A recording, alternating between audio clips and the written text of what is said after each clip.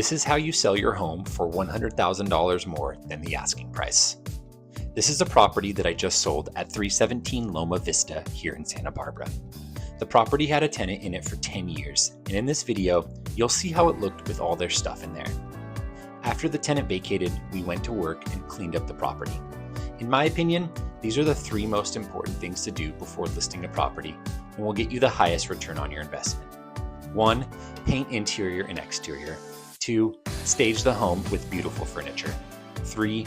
Spruce up the landscaping, since this is the first impression as buyers walk up to the home. I told my client he would get a 3 to 5 times return on his investment if he did these things. Here is a video of how it looked after we did the work. We spent $8,875 painting interior and exterior, $3,400 for staging, and $2,609 for landscaping and some handyman work. That's a total amount of $14,885. Let's call it $15K. We listed the property and got multiple offers within the first week. We ended up selling it for $1,585,000, which was $106,000 more than our original price. The money he spent cleaning up the property turned out to be over a 700% return on this investment. That is the formula for success.